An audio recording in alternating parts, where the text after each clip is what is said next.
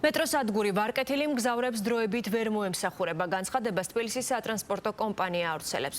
სარეაბილიტაციო სამუშაოების მოცულობისა და ტექნოლოგიური სპეციფიკის გათვალისწინებით დღეიდან მეტროსადგური ვარკეთილი 45 დღით წყვეტს მუშაობას. შესაბამისი პროექტის ფარგლებში უნდა გაიწმინდოს და დამუშავდეს ჭერის დაზიანებული ზედაპირები, ასევე რეაბილიტაცია ჩაუტარდეს დახრილ საესკალატორო გვირაბში თუჯის სამაგრ დეტალებს.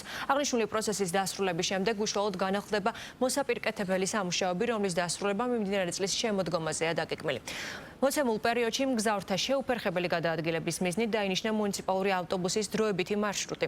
174 ნომერი ავტობუსი იმოძრავებს წრიულად პიკის საათებში 3 წუთიანი ინტერვალით და მგზავრებს მეტროსადგურ სამგორის ზედა გასასვლელიდან მეტროსადგურ ვარკეთილის მიმდებარე ტერიტორიამდე და პირიქით მოემსახურება.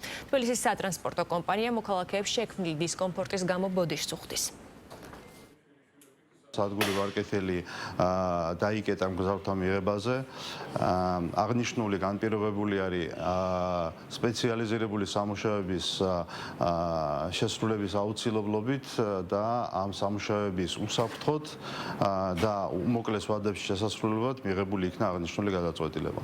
სადგური დაკეტილი იქნება 45 დღის განმავლობაში. ამ სამუშაოების შემდეგ გაიხსნება სადგური მგზავრთა მიღებაზე და გაგრძელდება უკვე სარეკონსტრუქციო პროექტი. განსაზღვრული სამუშაოები მოპირკეთებით ნაწილში. სადგური ვარკეთილი ბოლო სადგური არის, შესაბამისად ძალიან დატვირთული არის.